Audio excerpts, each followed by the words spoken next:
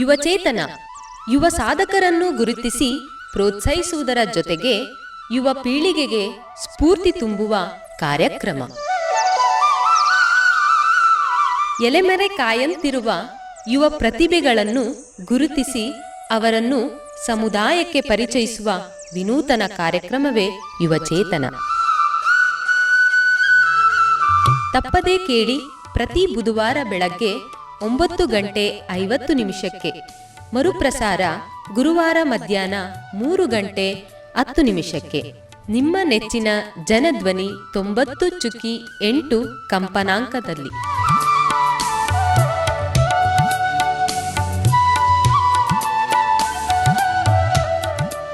ಪ್ರೀತಿಯ ಕೇಳುಗರಿಗೆಲ್ಲ ನಮಸ್ಕಾರ. ನೀವು ಕೇಳ್ತಾ ಇದ್ದೀರಾ ಜನಧ್ವನಿ ರೇಡಿಯೋ. ಇದು 90.8 ಕಂಪನಾಂಕದಲ್ಲಿ ಸರಗೂರಿನಿಂದ ಪ್ರಸಾರವಾಗುತ್ತಿರುವ ಮೈಸೂರಿನ ಮೊಟ್ಟ ಮೊದಲ ಸಮುದಾಯ ರೇಡಿಯೋ. ನಾನು ನಿಮ್ಮ ರೇಡಿಯೋ ಗೆಳೆಯ ಶ್ರೀಕಾಂತ್ ಸರಗೂರು. ಯುವ ಪ್ರತಿಭೆಗಳನ್ನು ಗುರುತಿಸಿ ಪ್ರೋತ್ಸಾಹಿಸುವುದರ ಜೊತೆಗೆ ಯುವ ಪೀಳಿಗೆಗೆ ಸ್ಫೂರ್ತಿ ತುಂಬುವ ಯುವಚೇತನ ಕಾರ್ಯಕ್ರಮಕ್ಕೆ ಪ್ರೀತಿಪೂರ್ವಕ ಸ್ವಾಗತವನ್ನು ಕೋರುತ್ತಿದ್ದೇನೆ. ಪ್ರಿಯ ಕೇಳುಗರೆ, ಕೆಲವು ದಿನಗಳ ಹಿಂದೆ ಪದವಿ ಪೂರ್ವ ಶಿಕ್ಷಣ ಇಲಾಖೆಯು ದ್ವಿತೀಯ PUCಯ ಫಲಿತಾಂಶವನ್ನು ಪ್ರಕಟಿಸಿತು. ಈ ಫಲಿತಾಂಶದಲ್ಲಿ ಸಾಕಷ್ಟು ವಿದ್ಯಾರ್ಥಿಗಳು ವಿವಿಧ ರೀತಿಯ ಗರಿಷ್ಠ ಅಂಕಗಳನ್ನು ಗಳಿಸುವ ಮೂಲಕ ಉತ್ತಮವಾದ ಶ್ರೇಣಿಯಲ್ಲಿ ತೇರ್ಗಡೆಯನ್ನು ಹೊಂದಿದರು. ಅಂತೆಯೇ ಇಂದಿನ ನಮ್ಮ ಯುವಚೇತನ ಕಾರ್ಯಕ್ರಮದಲ್ಲಿ ದ್ವಿತೀಯ PUC ಪರೀಕ್ಷೆಯ ವಾಣಿಜ್ಯ ವಿಭಾಗದಲ್ಲಿ ಯಶ್ರಿಕೋಟೆ ತಾಲೂಕಿಗೆ ಪ್ರಥಮ ಸ್ಥಾನವನ್ನು ಗಳಿಸಿರುವಂಥ ವಿದ್ಯಾರ್ಥಿಗಳು ನಮ್ಮೊಂದಿಗಿದ್ದಾರೆ.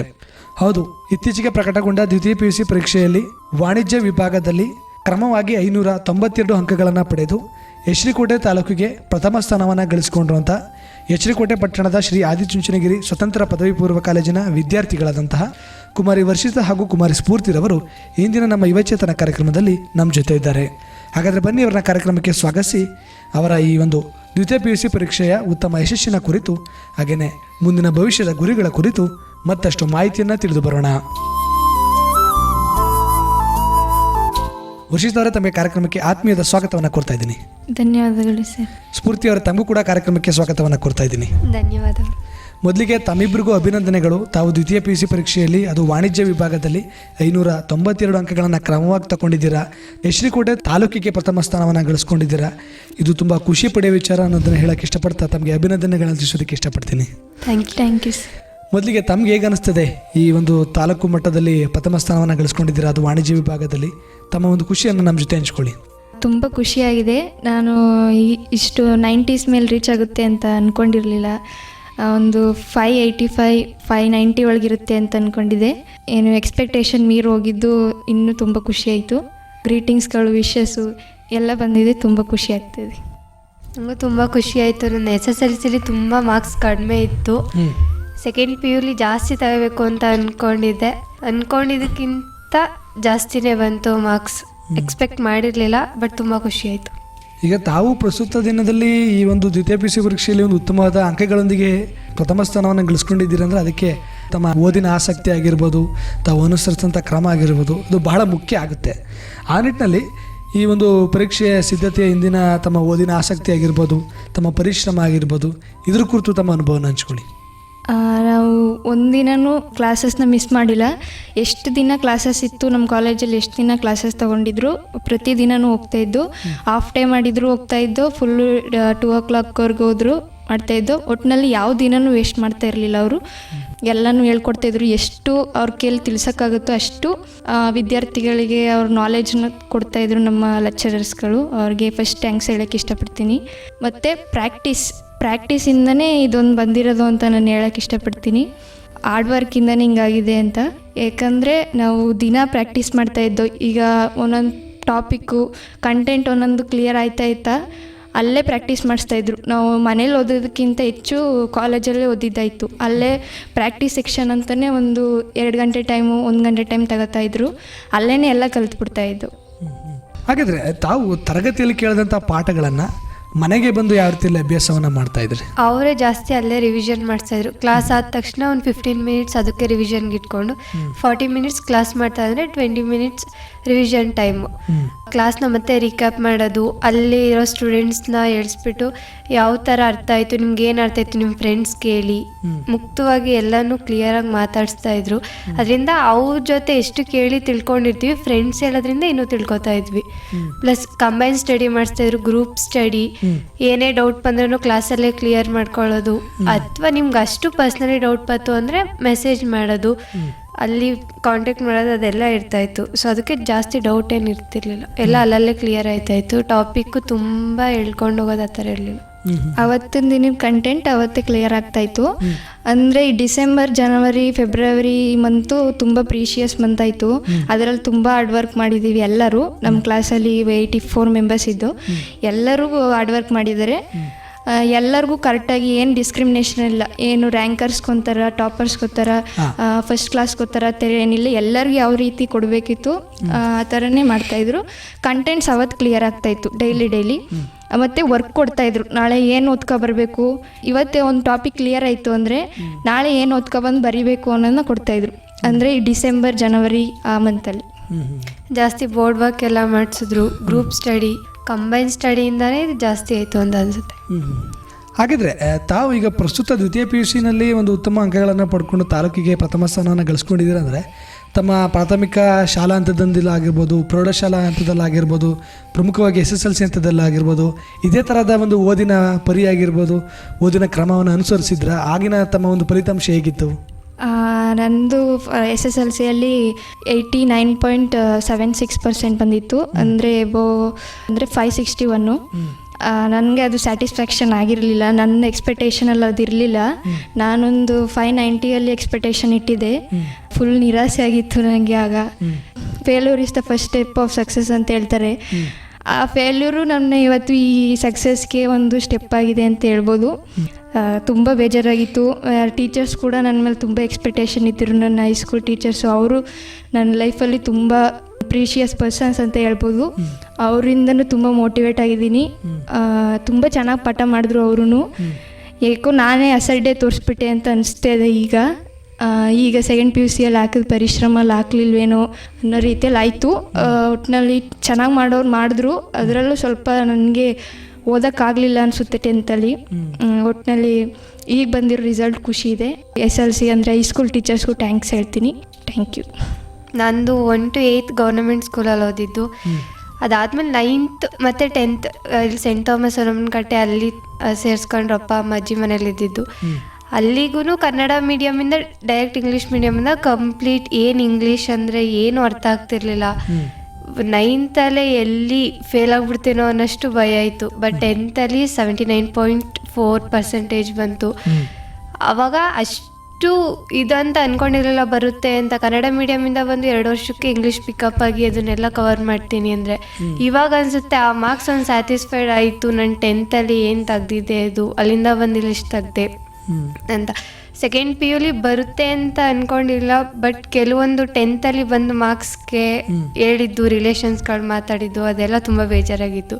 592 ಅಂತಲ್ಲ, ಎಬೋ 580 ಕ್ರಾಸ್ ಮಾಡ್ತೀನಿ ನಾನು ತೆಗಿತೀನಿ ಅಂತ ಹಠ ಇಟ್ಕೊಂಡು ಓದಿದ್ದಕ್ಕೆ 592 ಬಂದಿದೆ. ತಾವು SSLC ಪರೀಕ್ಷೆ ಅಥವಾ SSLC ಶಿಕ್ಷಣವನ್ನು ಮುಗಿಸಿದ ನಂತರ ಈ ವಾಣಿಜ್ಯ ವಿಭಾಗವನ್ನೇ ಪದವಿ ಪೂರ್ವ ಶಿಕ್ಷಣದಲ್ಲಿ ಆಯ್ಕೆ ಹೇಗೆ ಮಾಡಿಕೊಡ್ರಿ? ಅದರಿಂದ ತಮಗೆ ಏನಾದರೂ ಮುಂದಿನ ಭವಿಷ್ಯದಲ್ಲಿ ಏನಾದರೂ ಹೀಗೆ ಮಾಡಬೇಕು ಅಂತ ಏನಾದರೂ ಕನಸಿದ್ದ? ನನಗೆ CA ಮಾಡಬೇಕು ಅಂತ ತುಂಬ ಆಸೆ, ನನ್ನ ಡ್ರೀಮ್ ಅದು.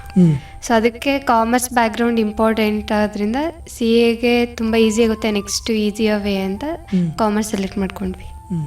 ನನಗೆ ನಂದು 10th ಸೈನ್ಸ್ ಮತ್ತು ಮ್ಯಾಥ್ಸು ಕಮ್ಮಿ ಬಂದ್ಬಿಟ್ಟಿದ್ದಿಂದ ಸ್ಕೋರು. ಯಾಕೋ ನಂಗೆ ಓದೋಕ್ಕಾಗ್ತಾಯಿಲ್ಲ ಅಂತ ಹೇಳಿ ಈ ಕಾಮರ್ಸ್ ಫೀಲ್ಡಲ್ಲೇ ಹೋಗೋದ, ಸೈನ್ಸ್ ಫೀಲ್ಡ್ ನನಗೆ ಯಾಕೋ ಆಗಲ್ಲ ಅಂತ ಇದು ಮಾಡಿ ಇದರಲ್ಲೇ ಏನಾದ್ರು ಮಾಡೋದು, ಅಚೀವ್ ಮಾಡೋದು ಈ ಕಡೆ ಕಾಮರ್ಸ್ ಫೀಲ್ಡಲ್ಲೇ ಅಂತ ಕಾಮರ್ಸ್ ಫೀಲ್ಡ್ ಸೆಲೆಕ್ಟ್ ಮಾಡ್ಕೊಂಡೆ. ನಂದು IAS ಆಫೀಸರ್ ಅಂತ ಗೋಲಿದೆ, ರೀಚ್ ಆಗ್ತೀನಿ.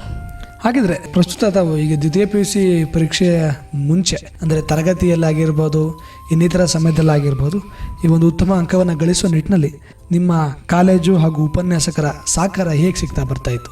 ಅದೇ ಮೊದಲಿಗೆ ಹೇಳ್ದಾಗಲೇ ನಾವು 7ವರೆಗೆ ಕ್ಲಾಸ್ ಸ್ಟಾರ್ಟ್ ಮಾಡ್ತಾಯಿದ್ರು.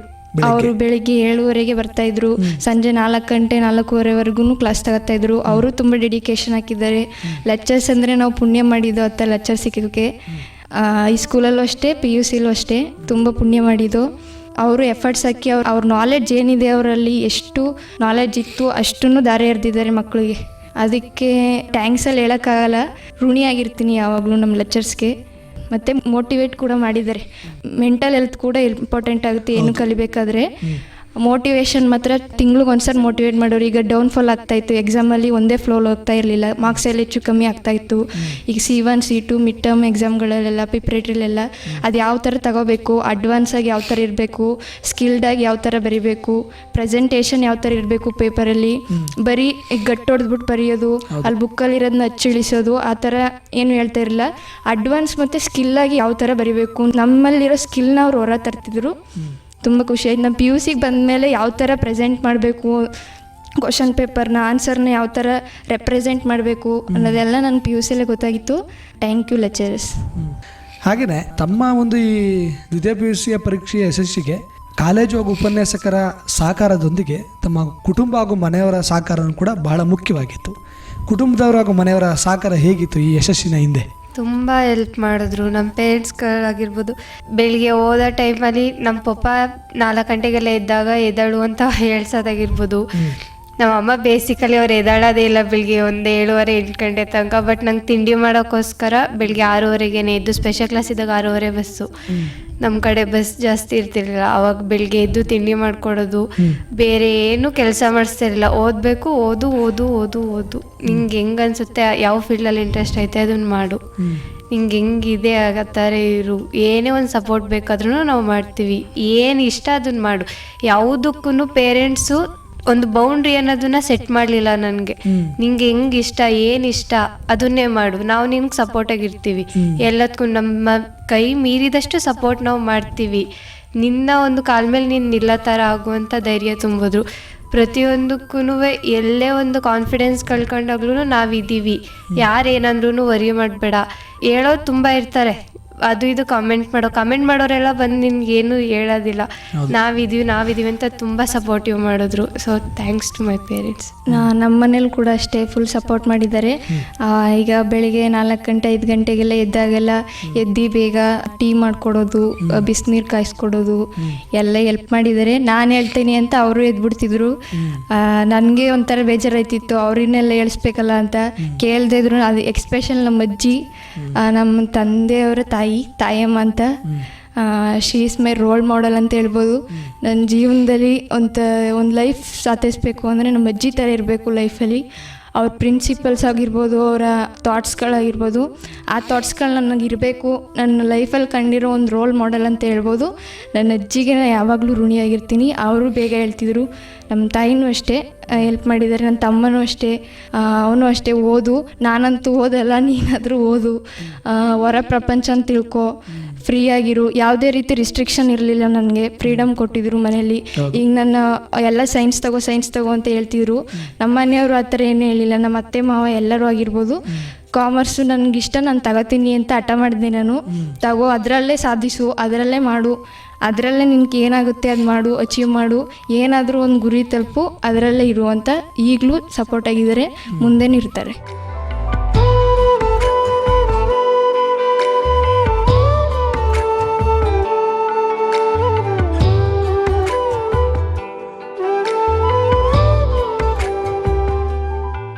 ಹಾಗಿದ್ರೆ ತಾವು ತರಗತಿ ಆರಂಭ ಆದಂಥ ಸಂದರ್ಭದಲ್ಲಿ ತಾವು ಓದಿನ ಕ್ರಮಕ್ಕೂ ಪರೀಕ್ಷೆ ಸಮಯ ಹತ್ರ ಬಂದಂಥ ಸಂದರ್ಭದಲ್ಲಿ ತಮ್ಮ ಓದಿನ ಕ್ರಮಕ್ಕೂ ಭಾಳಷ್ಟು ಬದಲಾವಣೆಗಳನ್ನು ಮಾಡ್ಕೊಳ್ತೀರಾ.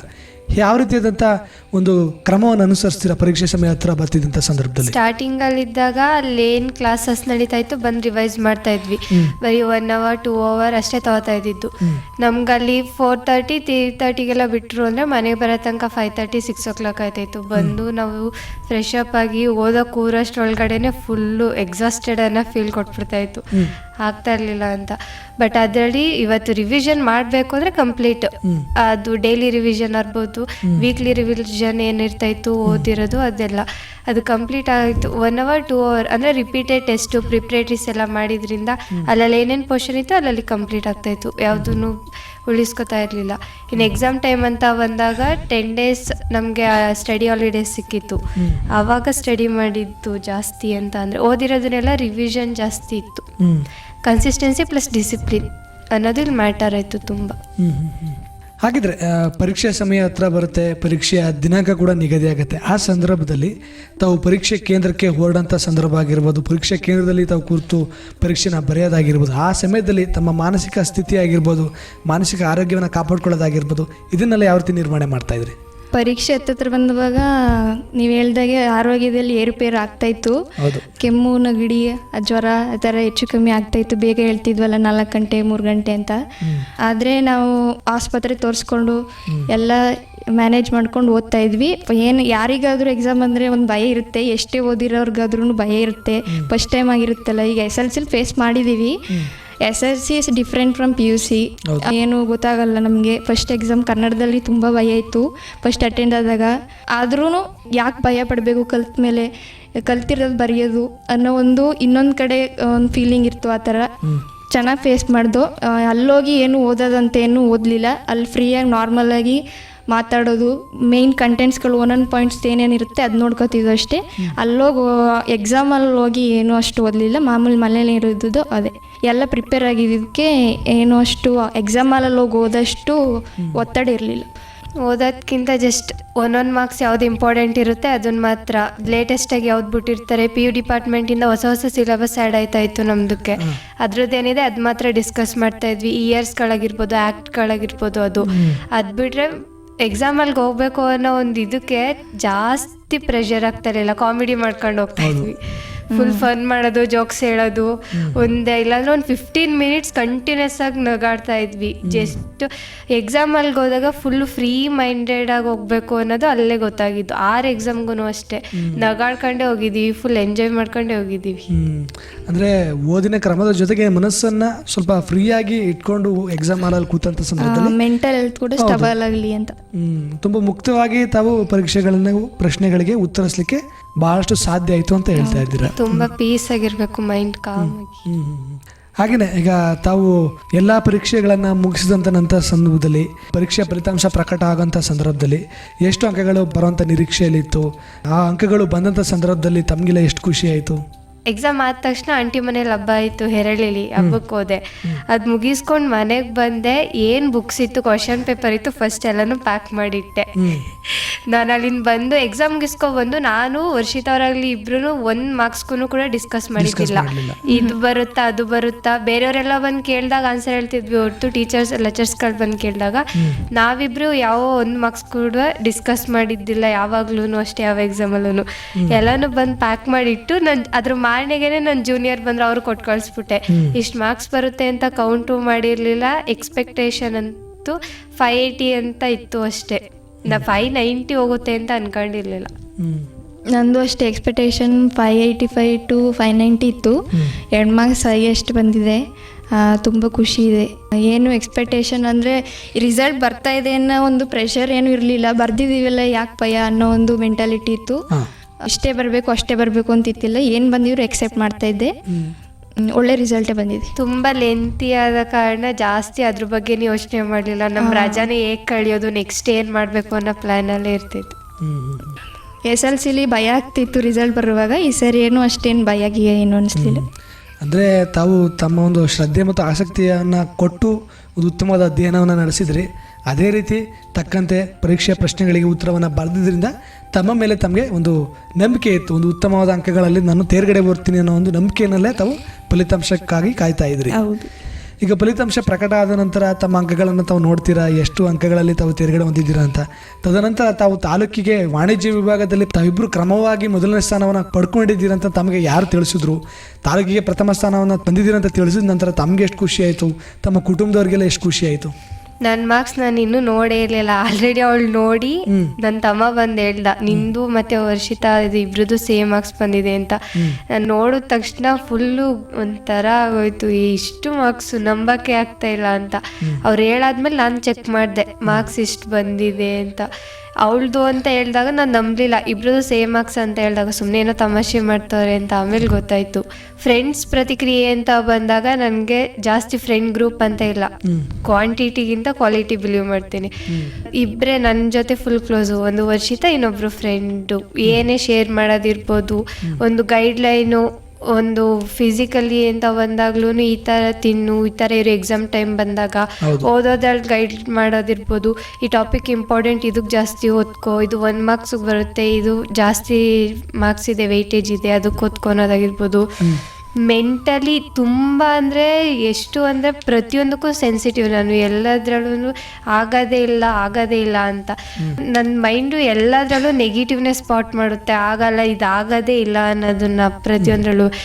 ಇಲ್ಲ, ನೆಗೆಟಿವ್ ಆಗುತ್ತೆ ಅಂದರೆ ಅವ್ಳು ಪಾಸಿಟಿವ್ನೇ ಇರುತ್ತೆ ತಾನೆ. ಪಾಸಿಟಿವ್ ಹುಡ್ಕು. ಪ್ರತಿಯೊಂದು ನನ್ನ ನೆಗೆಟಿವಿಟಿಲೂ ಪಾಸಿಟಿವ್ ಹುಡ್ಕ್ತವಳು ವರ್ಷಿತಾ.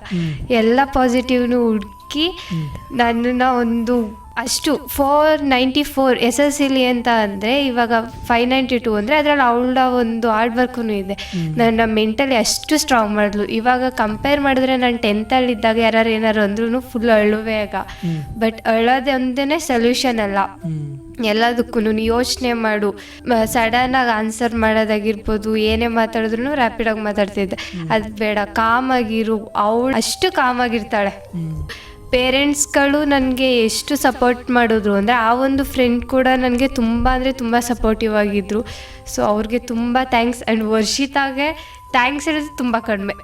ಈಗ ಎಲ್ಲನೂ ನನಗೆ ಗೊತ್ತು ಅಂತ ಏನೂ ಇರಲ್ಲ, ನನಗೆ ಗೊತ್ತಿಲ್ಲದೇ ಇರೋ ಕಂಟೆಂಟ್ಸ್ಗಳು ಅವಳ ಹತ್ರ ಇತ್ತು. ಅವಳಿಂದನೂ ತುಂಬ ಎಲ್ಲ ಕಲ್ತಿದ್ದೀನಿ. ನನ್ನ ಲೈಫಲ್ಲಿ ಒಂದು ಬೆಸ್ಟ್ ಫ್ರೆಂಡ್ ಅಂತ ಹೇಳೋಕ್ಕೆ ಇಷ್ಟಪಡ್ತೀನಿ. ಮತ್ತು ಬೇರೆ ಬೇರೆ ಫ್ರೆಂಡ್ಸ್ಗಳೆಲ್ಲ ವಿಶಸ್ ಮಾಡಿದ್ರು, ಎಕ್ಸಾಮ್ಗೆ ಹೋಗೋಕ್ಕೆ ಮುಂಚೆನೂ ವಿಶ್ ಮಾಡಿದ್ರು. ಬೆಸ್ಟ್ ವಿಶಸ್ಗಳು ನಮ್ಮ ಲೆಕ್ಚರರ್ಸ್ ಕಡೆಯಿಂದ, ಫ್ಯಾಮಿಲಿ, ಫ್ರೆಂಡ್ಸು ಎಲ್ಲರ ಕಡೆಯಿಂದ ಬೆಸ್ಟ್ ವಿಶಸ್ ಬಂತು. ಈಗ ರಿಸಲ್ಟ್ ಬಂದಮೇಲೂ ಕಂಗ್ರ್ಯಾಚುಲೇಟ್ ಮಾಡಿದ್ರು ಎಲ್ಲರೂ. Thank you. ನಾನು ಇವಳ ಮನಸ್ಸಲ್ಲಿ ಇಷ್ಟು ದಿನ ಹೇಳಿರಲಿಲ್ಲ ಏನೂ, ಇವತ್ತು ಹೇಳಿದ್ಲು. ತುಂಬ ಖುಷಿ ಆಯಿತು. ಇವಳ ಮನಸ್ಸಲ್ಲಿ ನಂಗೆ ಅದೊಂದು ಪ್ಲೇಸ್ ಇದೆ ಅಂತ ಗೊತ್ತಾಯ್ತು. ಹಾಗಿದ್ರೆ ಈಗ ದ್ವಿತೀಯ PUC ವಾಣಿಜ್ಯ ವಿಭಾಗದಲ್ಲಿ ಒಂದು ಉತ್ತಮ ಅಂಕಗಳನ್ನು ಪಡ್ಕೊಂಡು ತಾಲೂಕಿಗೆ ಪ್ರಥಮ ಸ್ಥಾನವನ್ನು ಪಡ್ಕೊಂಡಿದ್ದೀರಾ. ಹಾಗಿದ್ರೆ ತಮ್ಮ ಮುಂದಿನ ಭವಿಷ್ಯದ ಗುರಿಗಳೇನು, ಆ ಗುರಿಯನ್ನು ಈಡೇರಿಸೋ ನಿಟ್ಟಿನಲ್ಲಿ ಈಗಲಿಂದ ಏನೆಲ್ಲ ಪ್ರಯತ್ನ ಮಾಡಬೇಕು ಅಂತ ಅಂದ್ಕೊಂಡಿದ್ದೀರಾ? ನನ್ನ ಲೈಫಲ್ಲಿ ನಂದು ಚಿಕ್ಕದ್ರಿಂದ 5th ಸ್ಟ್ಯಾಂಡರ್ಡಿಂದ ಒಂದು ಡ್ರೀಮ್ ಅಂದರೆ IAS ಆಫೀಸರ್ ಅಂತ. ಅದೇನೋ ತಲೆಯಲ್ಲಿ ಅಟ್ಟವಾಗಿ ಕೂತ್ಬಿಟ್ಟಿದೆ, ಅದಾಗಲೇಬೇಕು, ಅಚೀವ್ ಆಗಲೇಬೇಕು, DC ಆಗಲೇಬೇಕು, ಅದು ಮೈಸೂರಿಗೆ ಆಗಬೇಕು ಅನ್ನೋದೊಂದು ತಲೆಯಲ್ಲಿ ಕೂತ್ಬಿಟ್ಟಿದೆ. I will give my best. ನಾನು ಅಟೆಂಪ್ಟ್ ಮಾಡ್ತೀನಿ. ಎಷ್ಟು ಸರಿ ಆದ್ರೂ ಅಟೆಂಪ್ಟ್ ಮಾಡ್ತೀನಿ. I will give my best. ಅದೊಂದು ನನ್ನ ಲೈಫ್ದು ಒಂದು ಏಮ್ ಅಂತ ಹೇಳ್ಬೋದು. ಅದಕ್ಕೆ ಈ ಡಿಗ್ರಿ ನಾನು ಸೆಲೆಕ್ಟ್ ಮಾಡ್ತಿರೋ ಡಿಗ್ರಿ ಅಂದರೆ BCA ಅಥವಾ BCom ಯಾವ್ದು ತಗೋತೀನಿ ನೆಕ್ಸ್ಟು, ಅದು ಸಪೋರ್ಟಿವ್ ಆಗಿರಲಿ ಅಂತ ಚೆನ್ನಾಗಿರೋದನ್ನ ಸೆಲೆಕ್ಟ್ ಮಾಡಿ ಮೈಸೂರಲ್ಲಿ ಸೇರ್ಕೋಬೇಕು ಅಂತ ಅಂದ್ಕೊಂಡಿದ್ದೆ. ನನಗೆ CA ಮಾಡಬೇಕು ಅಂತ ತುಂಬ ಇಷ್ಟ. ಬಿಫೋರ್ ದಟ್ ನನಗೆ 10th to 8th ಬರೋಕ್ಕಿಂತ ಮುಂಚೆ ನನಗೆ ಇಂಜಿನಿಯರ್ ಅನ್ನೋ ಫೀಲ್ಡ್ ಮೇಲೆ ತುಂಬ ಇಷ್ಟ ಇತ್ತು. ಬಟ್ 10th ನನ್ನ ಮಾರ್ಕ್ಸ್ ಕಡಿಮೆ ಆಗಿದ್ದು ಮತ್ತು ಕನ್ನಡ ಮೀಡಿಯಮಿಂದ ಬಂದ ಕಾರಣ ಸೈನ್ಸ್ ಬೇಡ, ಮನೇಲಿ ಸೈನ್ಸ್ ಬೇಡ, ಟಫ್ ಆಗುತ್ತೆ, ಆಗೋದಿಲ್ಲ ಸೈನ್ಸು. ನಂದು 10th ಸೈನ್ಸ್ ತುಂಬ ಕಡಿಮೆ ಮಾರ್ಕ್ಸು, ಆಗೋದಿಲ್ಲ ಬೇಡ ಅಂತ ಹೇಳಿ ಕಾಮರ್ಸ್ ಫೀಲ್ಡಿಗೆ ಬಂದೆ. ಬಟ್ ಇಲ್ಲಿಗೆ ಬಂದಮೇಲೆ CA ಅನ್ನೋದೊಂದು ಬೆಸ್ಟ್ ಆಪ್ಷನ್ ಇರಬೇಕಾದ್ರೆ ಇಂಜಿನಿಯರಿಂಗ್ಗೆ ಏಕೆ ಅಂತ ಅನಿಸ್ತು. ಸೊ CA ಅನ್ನೋದು ನನ್ನ ಡ್ರೀಮು, ಮಾಡ್ತೀನಿ. ತಮ್ಮೆಲ್ಲ ಮುಂದಿನ ಭವಿಷ್ಯದ ಗುರಿಗಳಿಗೆ ಶುಭವಾಗಲಿ ಅಂತ ನಾವು ಕೂಡ ಆಶಿಸ್ತೀವಿ. Thank you sir. ಕೊನೆಯದಾಗಿ ತಮ್ಮ ಮಾತುಗಳನ್ನು ಕೇಳ್ತಿರೋಂಥ ಮುಂಬರುವಂಥ PUC ವಿದ್ಯಾರ್ಥಿಗಳಾಗಿರ್ಬೋದು ಅಥವಾ SSLC ವಿದ್ಯಾರ್ಥಿಗಳಾಗಿರ್ಬೋದು, ಆ ಒಂದು ಪರೀಕ್ಷೆಯಲ್ಲಿ ಒಂದು ಉತ್ತಮವಾದ ಅಂಕಗಳನ್ನು ಗಳಿಸಿ ಒಂದು ಶಿಕ್ಷಣದಲ್ಲಿ ಯಶಸ್ಸನ್ನು ಕಾಣೋ ನಿಟ್ಟಿನಲ್ಲಿ, ನಮ್ಮ ಒಂದು ಭವಿಷ್ಯವನ್ನು ರೂಪಿಸ್ಕೊಳ್ಳೋ ನಿಟ್ಟಿನಲ್ಲಿ ತಮ್ಮ ಅನುಭವದ ಪ್ರಕಾರ ಏನೆಲ್ಲ ಅಥವಾ ಸಲಹೆ ಅಥವಾ ಕಿವಿ ಮಾತನ್ನು ಮುಂಬರುವಂಥ ವಿದ್ಯಾರ್ಥಿಗಳಿಗೆ ತಾವು ನೀಡೋಕ್ಕೆ ಇಷ್ಟಪಡ್ತೀರಾ? ಅಂದರೆ ಪ್ರಾಕ್ಟೀಸ್ ಮೇಕ್ಸ್ ಮ್ಯಾನ್ ಪರ್ಫೆಕ್ಟ್ ಅಂತ ಹೇಳಕ್ಕೆ ಇಷ್ಟಪಡ್ತೀನಿ. ಪ್ರಾಕ್ಟೀಸ್ ಮಾಡದೆ ಏನೂ ಇಲ್ಲ, ಬರೀ ಸ್ಮಾರ್ಟ್ ವರ್ಕಲ್ಲಿ ಎಲ್ಲನೂ ಗೆಲ್ಲಕ್ಕಾಗಲ್ಲ. ಹಾರ್ಡ್ ವರ್ಕು ತುಂಬ ಇಂಪಾರ್ಟೆಂಟ್ ಆಗುತ್ತೆ. ಅದು ಈ ಥರ ಪಬ್ಲಿಕ್ ಎಕ್ಸಾಮ್ SLC PUCಲಂತೂ ತುಂಬ ಇಂಪಾರ್ಟೆಂಟ್ ಆಗುತ್ತೆ. ಪ್ರಾಕ್ಟೀಸ್ ಮಾಡಿ, ನಿಮ್ಮ ಬೆಸ್ಟ್ ಏನಿದೆ ಅಷ್ಟು ಬೆಸ್ಟ್ ಅದರಲ್ಲಿ ಹಾಕಿ, ಹೋಪ್ ಫಾರ್ ದ ಬೆಸ್ಟ್ ಅಂತ ಒಂದು ಹೋಪ್ ಇಟ್ಕೊಳ್ಳಿ. Hard work and consistency can beet the talent ಅಂತ ಹೇಳ್ತಾರೆ. ಸೊ ಎಷ್ಟು ಆಗುತ್ತೆ ಪರ್ಫೆಕ್ಷನ್ ಅನ್ನೋದನ್ನು ನೋಡೋಕೆ ಹೋಗಬೇಡಿ. ನಿಮ್ಮ ಕೈಲಿ ಎಷ್ಟಾಗುತ್ತೆ ಅಷ್ಟು ಬೆಸ್ಟನ್ನ ನೀವು ಕೊಡ್ತು ಹೋಗಿ. ಯಾವುದಕ್ಕೂ ನಿಮಗೆ ನೀವು ಲಿಮಿಟ್ ಅನ್ನೋದನ್ನು ಸೆಟ್ ಮಾಡ್ಕೋಬೇಡಿ. ಬಿಕಾಸ್ ಯಾರೋ ಒಂದೇನೋ ಹೇಳಿದ್ರು, ಅವ್ರು ಹಂಗೆ ಮಾತಾಡ್ತಾರೆ, ಇವ್ರು ಹಿಂಗೆ ಮಾತಾಡ್ತಾರೆ ಅನ್ನೋದಕ್ಕೆ ತಲೆ ಕೊಡೋಕ್ಕೆ ಹೋಗಬೇಡಿ. ನಿಮ್ಮ ಅಪ್ಪ ಅಮ್ಮ ಏನಾದ್ರು ಹೇಳ್ತಾರೆ ಅದಕ್ಕೆ ಮಾತ್ರ ತಲೆ ಕೊಡಿ. ಹೇಳೋರು ಯಾರೂ ಬಂದು ಮಾಡೋದಿಲ್ಲ ನಿಮಗೆ. ನಿಮ್ಗೆ ಏನನ್ಸುತ್ತೆ ಅದನ್ನು ಮಾತ್ರ ನೀವು ಮಾಡ್ತೋಗಿ. ಬರೀ ಸ್ಟಡಿ ಅಂತಲ್ಲ, ಸ್ಟಡೀಲಿ ಎಷ್ಟು ಬೇಕು ಅಷ್ಟು ಇಂಪಾರ್ಟೆನ್ಸ್ ಕೊಡಿ. ನಿಮಗೆ ಅದನ್ನು ಬಿಟ್ಟು ಯಾವ ಫೀಲ್ಡಲ್ಲಿ ತುಂಬ ಆಸಕ್ತಿ ಇದೆ ಅನಿಸುತ್ತೆ ಅದಕ್ಕೆ ಇಂಪಾರ್ಟೆನ್ಸ್ನ ಕೊಡಿ. ನಾನೇ SSLCಲಿ 494 ಅಂತ ಅಂದರೆ ಇವಾಗ ತೊಗೊಂಡಿದ್ದೀನಿ ಅಂದರೆ ಅದಕ್ಕೆಲ್ಲದಕ್ಕೂ ನನ್ನ ಹಾರ್ಡ್ ವರ್ಕ್ ಮತ್ತು ನನ್ನ ಕನ್ಸಿಸ್ಟೆನ್ಸಿ. ನಾನು ಸೆಕೆಂಡ್ PUಲಿ ನನಗೋಸ್ಕರ ಟೈಮ್ ಇಟ್ಟು ಓದಿ ನನ್ನ ಸ್ಯಾಕ್ರಿಫೈಸ್ ಮಾಡ್ಕೊಂಡಿದ್ದಕ್ಕೆ ಮಾತ್ರ ಇದು ಸಾಧ್ಯ ಆಯಿತು. ಯಾವುದಕ್ಕೂ ಲಿಮಿಟ್ ಅನ್ನೋದನ್ನು ಸೆಟ್ ಮಾಡ್ಕೊಳ್ಳೋಕ್ಕೆ ಹೋಗ್ಬಿಡಿ. ಇದೊಂದು ಒತ್ತಿ ಹೇಳ್ತಾ ಇದ್ದೀನಿ. ನಿಮ್ಮನ್ನು ನೀವು ನಂಬಿ ನಿಮ್ಮ ಪೇರೆಂಟ್ಸ್ಗಳೊಂದನ್ನ ಇಟ್ಕೊಳ್ಳಿ. ಅದು ಬಿಟ್ಟು ಬೇರೆ ಯಾವುದೂ ತಲೆಯಲ್ಲಿ ಇಟ್ಕೊಳ್ಳೋಕೆ ಹೋಗ್ಬಿಡಿ. ನಿಮ್ಮ ಟೀಚರ್ಸ್ ಏನು ಗೈಡ್ ಮಾಡ್ತಾರೆ ಅದರಲ್ಲಿ ಹೋಗಿ. ಅದು ಬಿಟ್ಟು ಬೇರೆ ಸ್ಕ್ರೋಲ್ ಮಾಡ್ತೀನಿ, ಒಂದ್ರಲ್ಲಿ ಟೈಮ್ ಪಾಸ್ ಮಾಡ್ತೀನಿ ಅಂತ ಅದನ್ನೇ ಅಡಿಕ್ಟ್ ಆಗೋಕೆ ಹೋಗಬೇಡಿ. ಅದು ಏನು ಮುಂದೆ ಲೈಫಲ್ಲಿ ಬೆಸ್ಟ್ ಅನ್ನೋದನ್ನು ಕೊಡೋಲ್ಲ. ಇವಾಗ ಸ್ಟಡಿ ಅಥವಾ ನಿಮ್ಮ ಸ್ಕಿಲ್ ಡೆವಲಪ್ಮೆಂಟ್ ಏನಿದೆ ಅದೊಂದನ್ನ ರೂಢಿಸ್ಕೊಳ್ತಾ ಹೋಗಿ. ಮುಂದೆ ಲೈಫೆಲ್ಲ ಸೆಟಲ್ ಆದಮೇಲೆ ಸ್ಕ್ರೋಲ್ ಮಾಡೋದು ಇದ್ದೇ ಇರುತ್ತೆ. ಇದ್ರ ಜೊತೆ ಜನರಲ್ ನಾಲೆಡ್ಜ್ ಕೂಡ ತುಂಬ ಇಂಪಾರ್ಟೆಂಟು. ಜನರಲ್ ನಾಲೆಡ್ಜ್ ಕೂಡ ತಗೋಬೇಕು ನೀವೆಲ್ಲರೂ. ಕೋಟೆಲಿ ಇದೆ ದೊಡ್ಡ ಟಾರ್ಗೆಟ್ ಏನಲ್ಲ, ಇನ್ನೂ 8 ಮಾರ್ಕ್ಸ್ ಅಂತರ ಇದೆ, ಮುಂದೆ ರೀಚ್ ಆಗ್ಬೋದು. ಕೇಳ್ತಾರೆ ಎಲ್ಲ PUC ವಿದ್ಯಾರ್ಥಿಗಳು. ಈ ರೆಕಾರ್ಡ್ನ ಬ್ರೇಕ್ ಮಾಡಿ ಮುಂದೆ ಹೆಚ್ಚಿನ ಅಂಕಗಳನ್ನ ತಗೊಳ್ಳಿ ಅಂತ ಹೇಳ್ತೀನಿ. ಒಳ್ಳೆಯದಾಗಲಿ ಎಲ್ಲರಿಗೂ.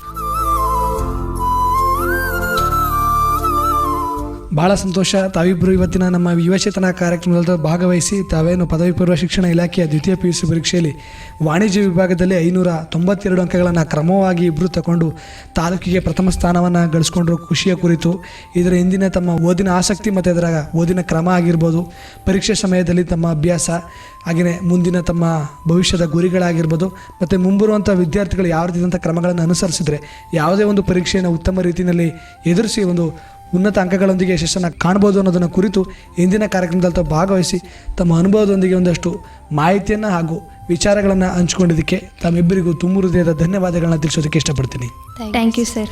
ತಮ್ಮ ಮುಂದಿನ ಭವಿಷ್ಯದ ಎಲ್ಲ ಗುರಿಗಳಿಗೆ ಶುಭವಾಗಲಿ. ಈ ಶಿಕ್ಷಣ ಕ್ಷೇತ್ರದಲ್ಲಿ ತಮಗೆ ಇನ್ನಷ್ಟು ಹೆಚ್ಚಿನ ಯಶಸ್ಸು ಸಿಗಲಿ ಅಂತ ಆಶಿಸ್ತಾ ಇಲ್ಲಿಗೆ ಇವತ್ತಿನ ಕಾರ್ಯಕ್ರಮವನ್ನು ಮುಕ್ತಾಯ ಮಾಡ್ತಾ ಇದ್ದೀನಿ. Thank you sir. ಪ್ರಿಯ ಕೇಳುಗರೆ, ಇದುವರೆಗೂ ನೀವು ಕೇಳ್ತಾ ಇದ್ರಿ ನಮ್ಮ ಯುವಚೇತನ ಕಾರ್ಯಕ್ರಮದಲ್ಲಿ ಪದವಿ ಪೂರ್ವ ಶಿಕ್ಷಣ ಇಲಾಖೆಯ ದ್ವಿತೀಯ PUC ಪರೀಕ್ಷೆಯಲ್ಲಿ ವಾಣಿಜ್ಯ ವಿಭಾಗದಲ್ಲಿ ಕ್ರಮವಾಗಿ 592 ಅಂಕಗಳನ್ನು ಗಳಿಸಿ ತೇರ್ಗಡೆ ಒಂದು ಮೂಲಕ ತಾಲೂಕಿಗೆ ಪ್ರಥಮ ಸ್ಥಾನವನ್ನು ಗಳಿಸಿಕೊಂಡಿರುವ ಶ್ರೀ ಆದಿಚುಂಚನಗಿರಿ ಸ್ವತಂತ್ರ ಪದವಿ ಪೂರ್ವ ಕಾಲೇಜಿನ ವಿದ್ಯಾರ್ಥಿಗಳಾದಂತಹ ಕುಮಾರಿ ವರ್ಷಿತಾ ಮತ್ತು ಕುಮಾರಿ ಸ್ಫೂರ್ತಿರವರ ಜೊತೆಗಿನ ಸಂದರ್ಶನ ಕಾರ್ಯಕ್ರಮವನ್ನು ಕೇಳ್ತಾ ಇದ್ರಿ. ಇದಾಗಿತ್ತು ಇವತ್ತಿನ ನಮ್ಮ ಯುವಚೇತನ ಕಾರ್ಯಕ್ರಮ.